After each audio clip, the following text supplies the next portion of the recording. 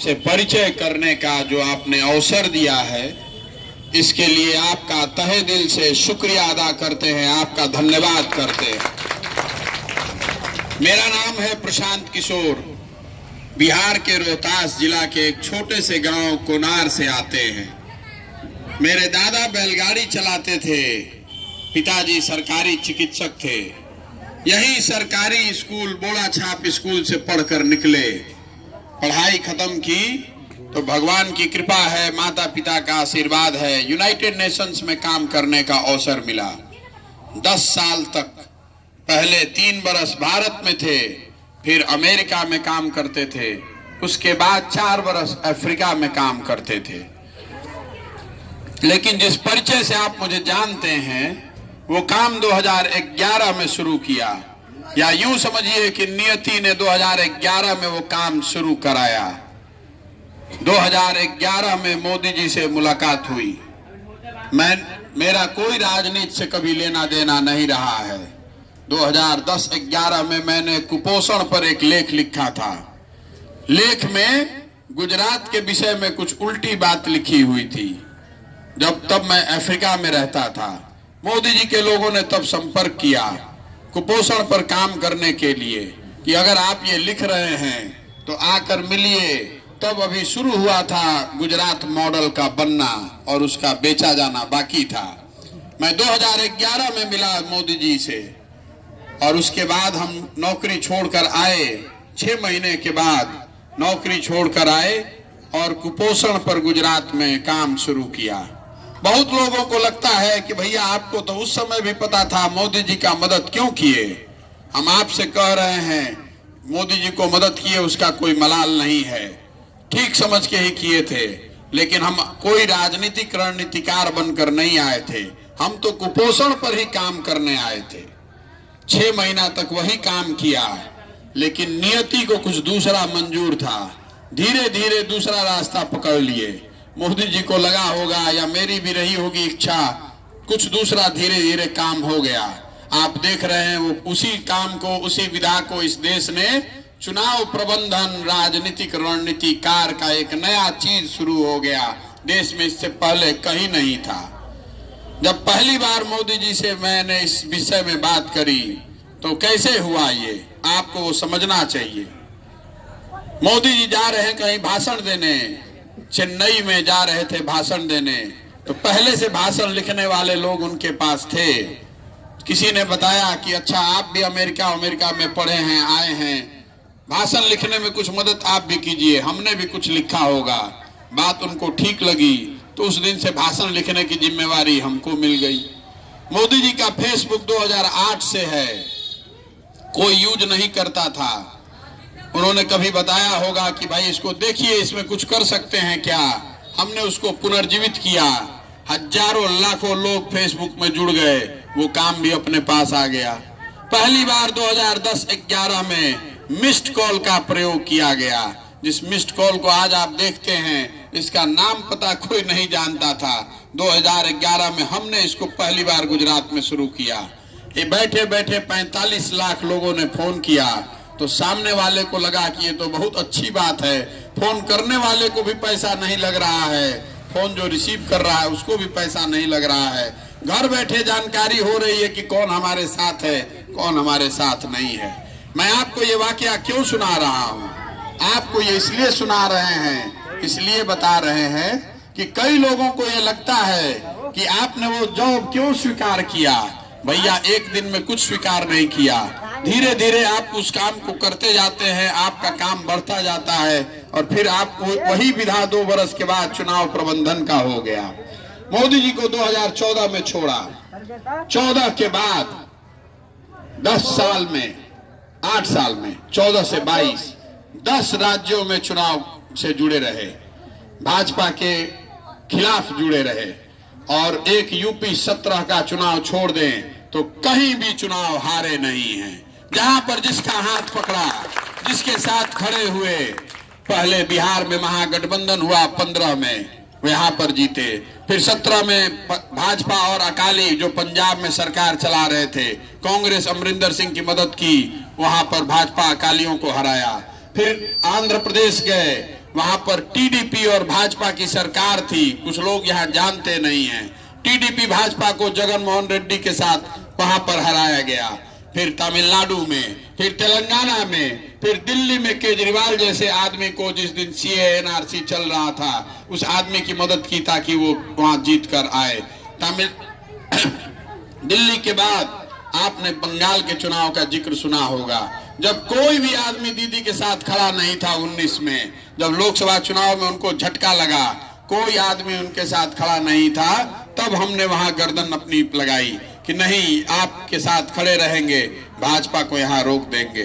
पहली बार मैं इतने दिन से चुनाव करता हूं, कभी जीवन में मैंने चुनाव से पहले ये नहीं कहा है कि कौन जीतेगा कौन हारेगा, मेरा वो स्वभाव नहीं है। बंगाल में कहा, दिसंबर में चुनाव आने के 5 महीने पहले बोला कि जितना भी हल्ला मचा लीजिए, भाजपा 100 से पार नहीं होने देंगे बंगाल में, और 77 पर रोका है। आपको ये जानना चाहिए कि वो बात क्यों कही, बंगाल में वो बात क्यों कही। आपको बता रहा हूं कि क्यों कहा। जब आपको याद होगा, आप में से कुछ लोग जो राजनीति को फॉलो करते हैं, राजनीति को देखते समझते हैं, बंगाल चुनाव से पहले एक ऐसा माहौल बन गया था, टीएमसी के सारे लोग दल छोड़कर भाजपा ज्वाइन कर रहे थे। देश के जितने बड़े बड़े राजनीतिक विशेषज्ञ हैं, विश्लेषक हैं, पत्रकार हैं, वो बता रहे थे कि अब कुछ नहीं हो सकता है, भाजपा जीतेगी ही जीतेगी। एक दिन पार्टी की बैठक हुई, उसमें टीएमसी के कुछ लोगों ने कहा कि भैया आप तो प्रोफेशनल आदमी हैं, आप चले जाइएगा, हमारा तो दल भी नहीं बचेगा, हम लोग को राजनीति करनी है। इतना भाजपा से अगर हम लोग सीधे लड़ेंगे, सामने एग्रेसिव होके लड़ेंगे, तो बात हम लोग के लिए तो जीना मुश्किल हो जाएगा। इसीलिए वो ट्वीट किया था, इसीलिए वो बात कही थी कि अगर भाजपा 100 से ज्यादा आ जाए तो जीवन में ये काम आगे कभी नहीं करेंगे। ये इसलिए कहा था कि उनको विश्वास दिलाने के लिए कि जब तक आपके साथ खड़े हैं, मेरी गर्दन अगर आपका हाथ पकड़ा है तो मेरी गर्दन कटने से पहले आपकी गर्दन कट नहीं सकती है। भरोसा रखिए इस बात का। आपका हाथ पकड़ेंगे नहीं, लेकिन अगर पकड़ेंगे तो मेरी गर्दन पहले कटेगी, तभी आपकी गर्दन कट सकती है। इसीलिए बंगाल में वो बात कही थी। बंगाल में अभी यहां पर मैं बिहार आया हूं। बिहार क्यों आए हैं? बहुत लोग पूछ रहा है कि बिहार क्यों आए हैं। आपके मन में संशय फैलाया जा रहा है कि बिहार आए हैं ताकि भाजपा विरोधी वोट का बंटवारा हो सके। इस बात में कोई सच्चाई नहीं है। यहाँ लोग इसलिए घबरा रहे हैं कि जिनको आपका फ्री में वोट लेने की आदत पड़ गई है, जो आपको बंधुआ मजदूर की तरह 30 वर्ष से जो आपका वोट ले रहा है, उसको घबराहट हो रही है कि कहीं आपने हमने मिलकर कोई नया विकल्प बना लिया तो उसका क्या होगा। वो घबराहट है जो कि बता रही है कि भैया वोट किसका बटेगा। हम आपको बताते हैं चुनाव में वोट किसका बटेगा। जिसको भी आप में से लगता है कि भाजपा को हराने के लिए एक ही तरीका है कि सारे दलों को एक कर दिया जाए, आप भ्रम में हैं। 2015 में महागठबंधन का प्रयोग बिहार में किया गया। मैंने बनवाया, लालू जी और नीतीश जी को मैंने एक साथ मंच पर बैठाया, कांग्रेस को जोड़ा। आप सबके सहयोग से, आशीर्वाद से महागठबंधन को बहुत भारी जीत भी मिली।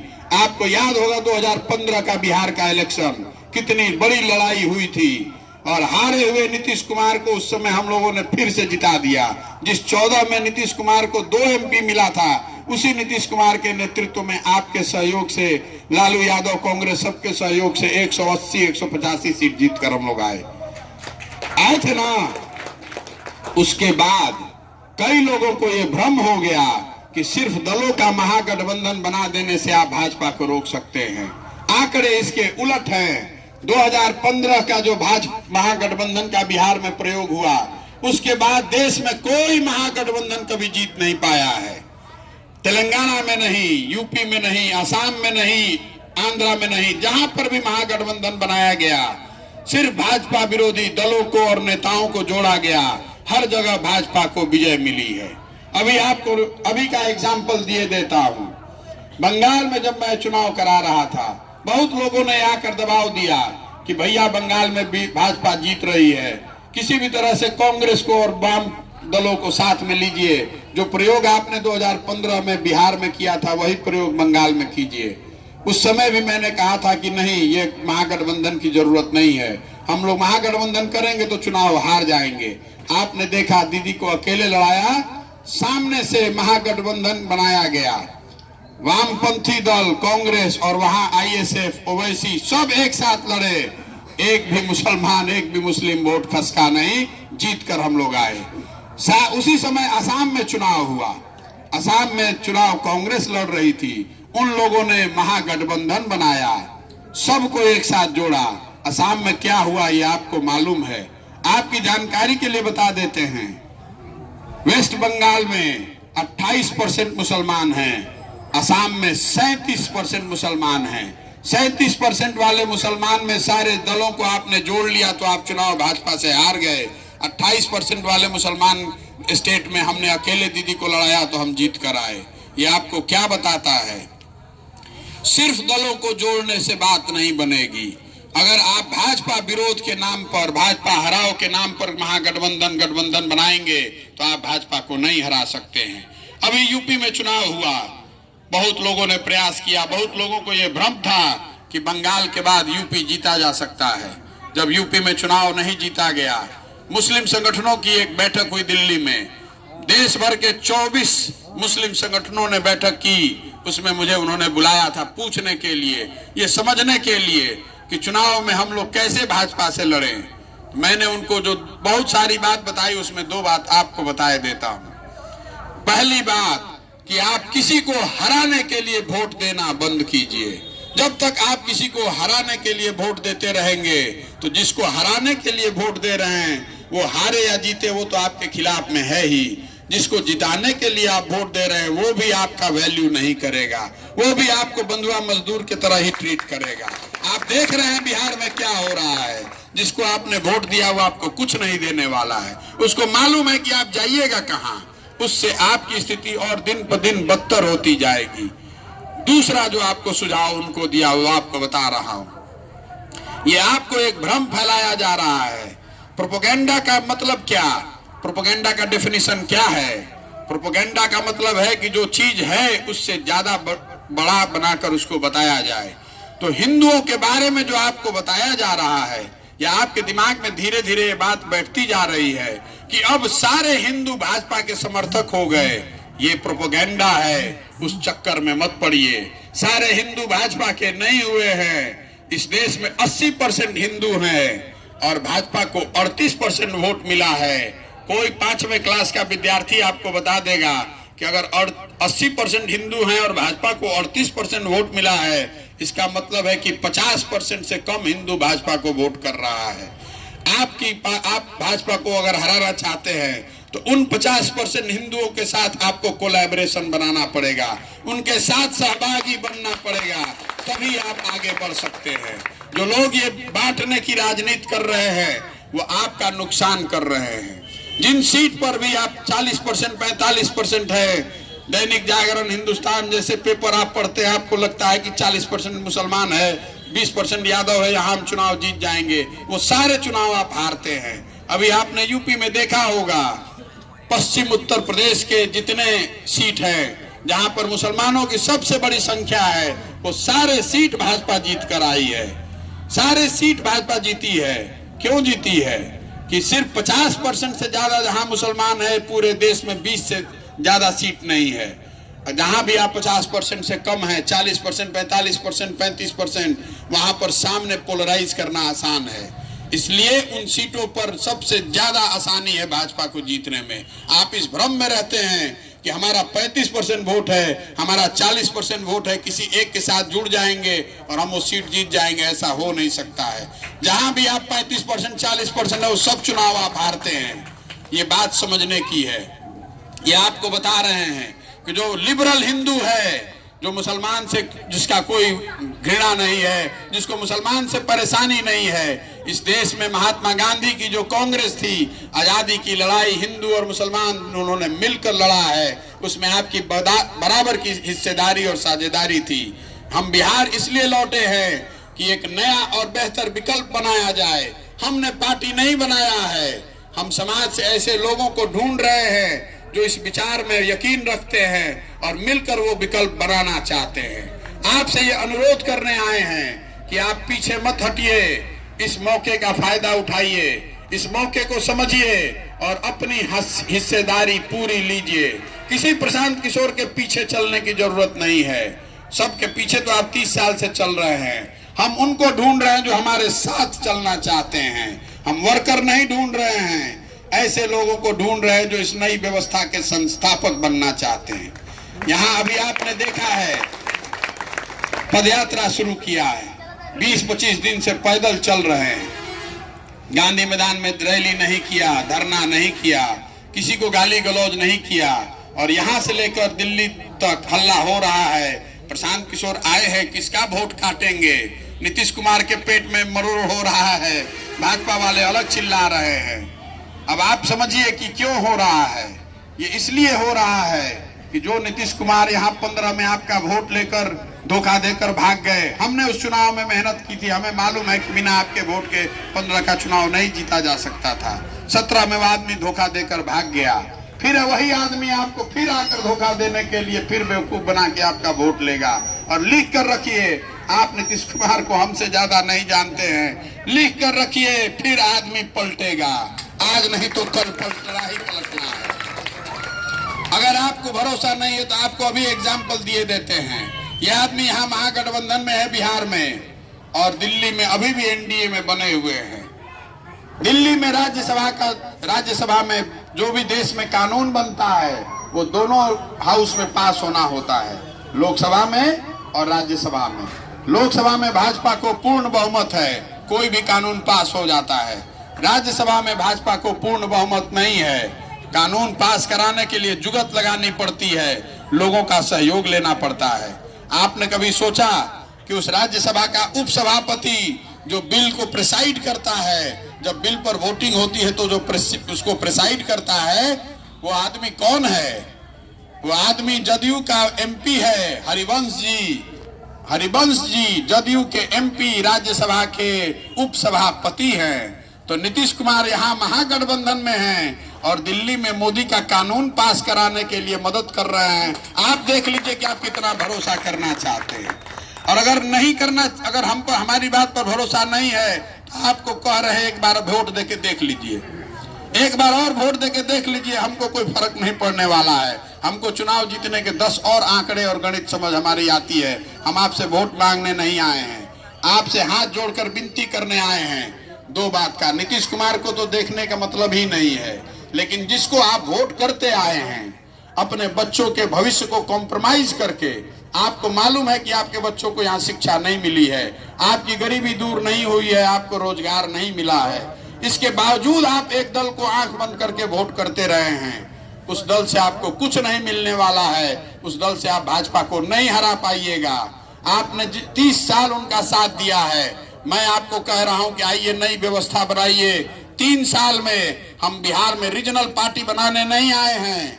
रीजनल पार्टी बनाना होता तो कई ऑफर पहले से है।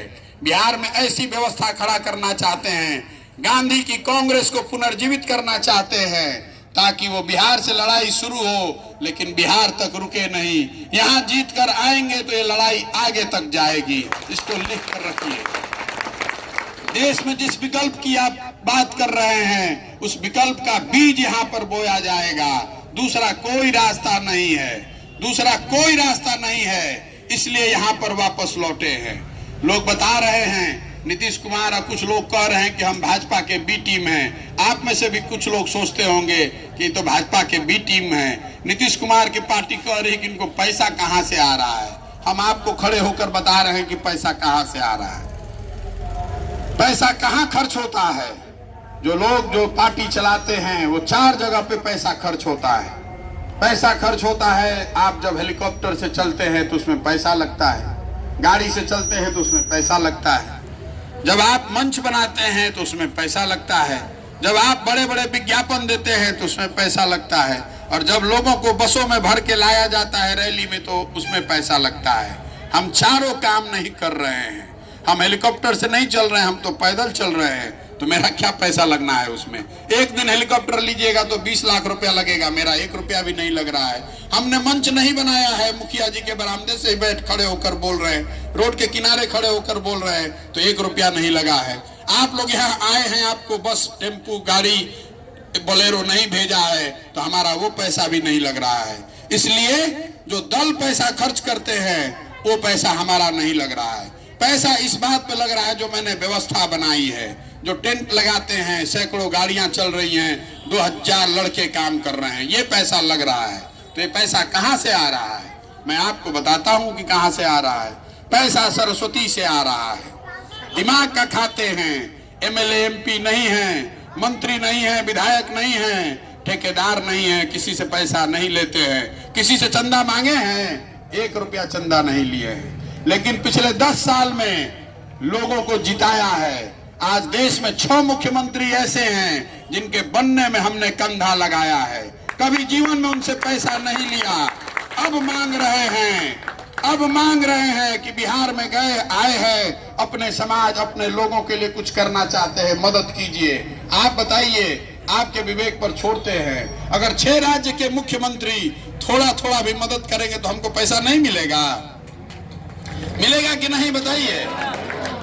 हमको कह रहा है कि पैसा कहां से आता है। अरे भाई तुम बताओ कि पैसा कहां से आता है। हम तो आपको बता रहे हैं, उन्होंने पूछा कि पैसा कहां से आता है, हम आपको सामने से बता रहे हैं कि पैसा कहां से आता है। ममता बनर्जी बंगाल जीती हुई हैं, हमको पैसा नहीं मदद करेंगी।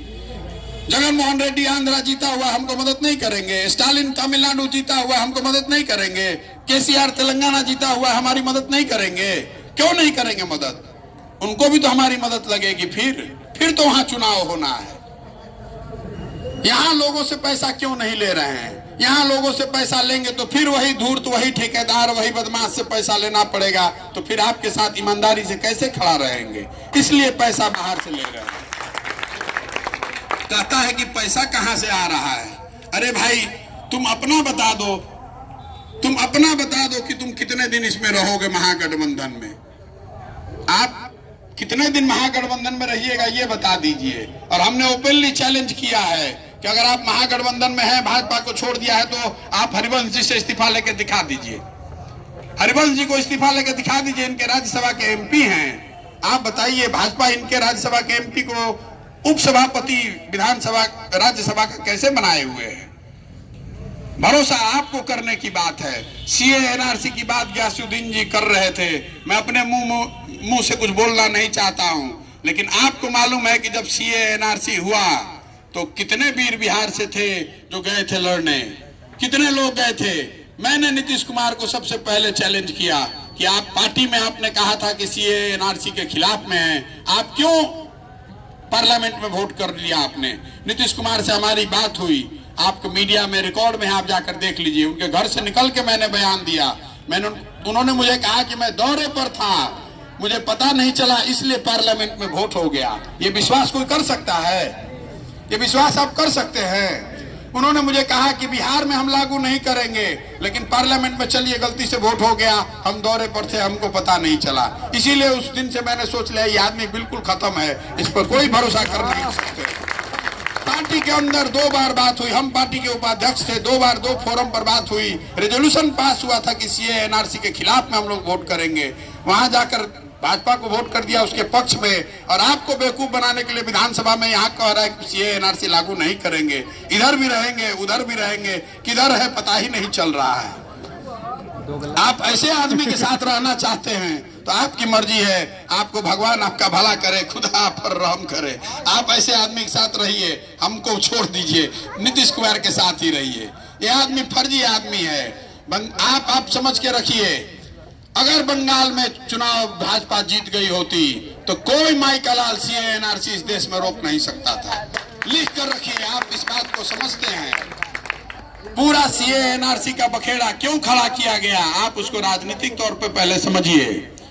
बांग्लादेश से आए हुए जो दलित लोग हैं, वो 1.5 करोड़ लोग बंगाल में रहते हैं। 1.5 करोड़ लोग जो बांग्लादेश के भारत विभाजन होने के बाद बांग्लादेश छोड़कर आए, वो वेस्ट बंगाल में रहते हैं। यही लोग हैं जिन्होंने भाजपा को लोकसभा में जिताया। भाजपा ने उनको आश्वासन दिया कि हम ये कानून लेकर आएंगे जिससे आपको नागरिकता मिलेगी।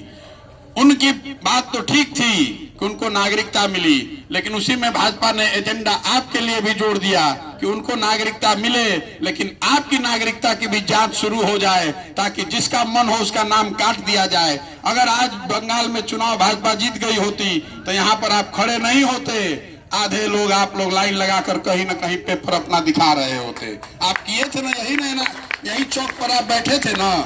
आप जरा याद कर लीजिएगा, आप लोग ऐसे लोग हैं। आप मुझे जब मुस्लिम समाज के लोग मिलते हैं कहते हैं भैया आप लोग इमोशनल लोग हैं, एक बार जिसके साथ हो लिए उसी के साथ हो लिए, अपना भी नहीं देखते हैं। तो आप जरा देख लीजिए जिसके साथ आप हैं। बंगाल में चुनाव लगा तो कौन वीर बिहार से गए थे? नीतीश कुमार तो भाजपा के साथ बैठा हुआ था उस समय। लालू जी गए थे कि तेजस्वी जी गए थे? कोई नहीं गया था, मैं गया था 2 साल अपने जीवन के लगाने।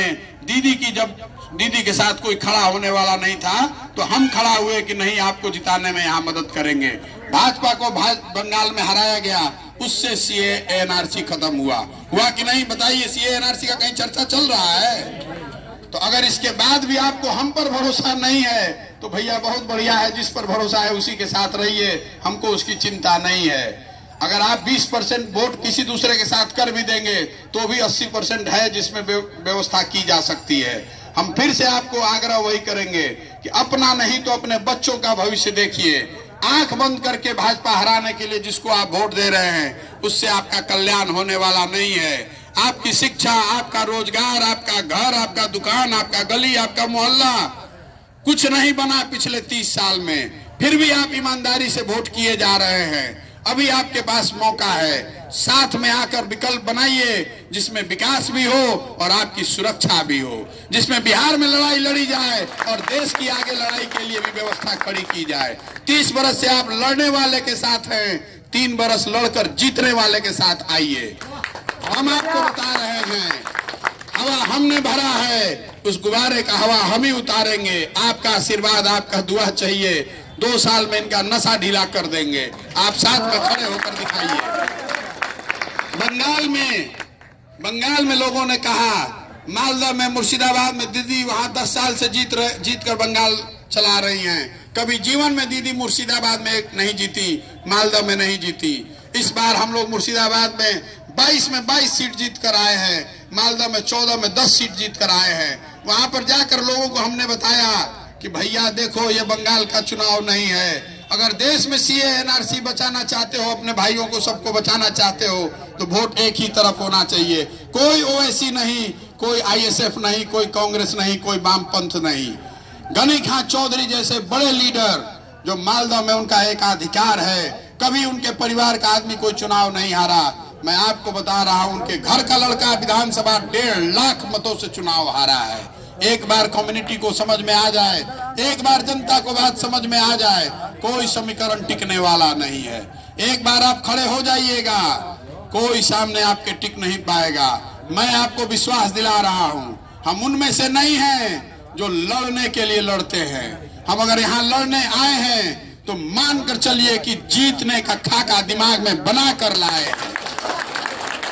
आप साथ में खड़े होइए और जीत का परचम यहाँ लहराएंगे और यहाँ जीतेंगे तो जीतेंगे ही। ये कहानी की शुरुआत है, ये अंत नहीं है। ये बिहार का रीजनल पार्टी बनाकर बिहार जीतने का अभियान नहीं है। बिहार से एक नई राजनीतिक व्यवस्था बनाने का प्रयास है ताकि बिहार से जीत हो और इसके बाद आगे राज्यों में जाकर एक नई व्यवस्था बनाई जा सके। अब आपका आशीर्वाद चाहिए, आपकी दुआ चाहिए। आपसे वोट नहीं मांग रहे हैं, सत्य की अपनी ताकत है, सच्चाई की अपनी ताकत है।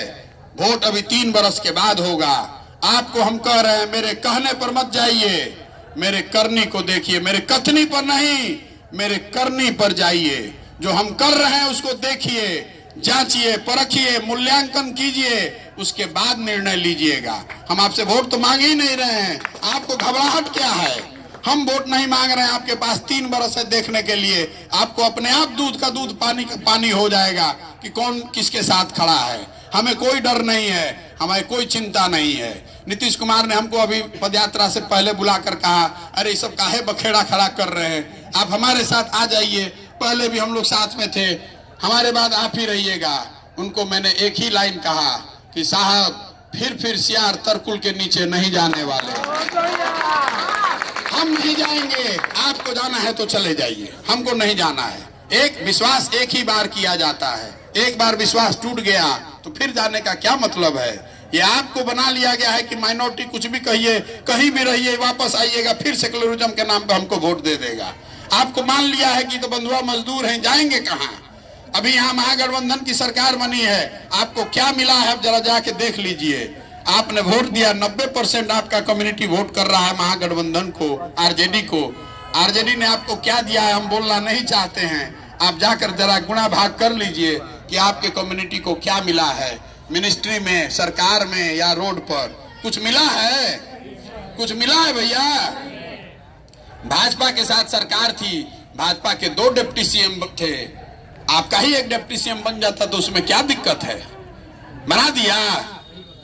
आप 90% लाइन लगाकर वोट कर रहे हैं, आपको मिला है अल्पसंख्यक विभाग, और जो आदमी 60% वोट कर रहा है उसको मिला है 14 गो डिपार्टमेंट। अब आप देख लीजिए कि आप कितने होशियार हैं और किसके साथ चलना चाहते हैं। अगर आप इस व्यवस्था में आते हैं तो ये प्रशांत किशोर का दल नहीं है। मैंने घोषणा की है कि प्रशांत किशोर उस दल का नेता भी नहीं बनेंगे। जो आपस में सब चुनकर बनाएगा वही नेता बनेगा। मैं आपसे एक बार फिर अनुरोध करूंगा कि आप इसको देखिए, जांचिए, परखिए। आपने 30 साल जिसका साथ दिया है उसका बंधुआ मजदूर बनकर अगर आप आगे वोट करते रहेंगे तो अपने बच्चों के भविष्य को गिरवी रखिएगा, उसके जिम्मेवार आप होइएगा। हमें उससे कोई फर्क नहीं पड़ने वाला है। हमें इंडिया भर में काम करने की कोई कमी नहीं है, जहां चाहेंगे काम मिल जाएगा। आपसे अनुरोध कर रहे हैं, पदयात्रा के माध्यम से आज आए हैं, आपसे अनुनय विनय करने आए हैं।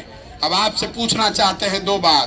आप मुझे बताइए, बिहार में विकल्प के अभाव में जो गलत आदमी को वोट हो रहा है, रुकना चाहिए ना भाई? नया विकल्प बनने का प्रयास करें कि नहीं करें? आप में से 20% आदमी भी नहीं बोला। फिर से एक बार पूछ ले, नहीं बोलना चाहते तो कोई नहीं बोले, कोई बात नहीं है। बिहार में नया बेहतर विकल्प बनाने का प्रयास होना चाहिए कि नहीं? होना चाहिए ना? होना चाहिए ना? गलती नहीं ना कर रहे हैं?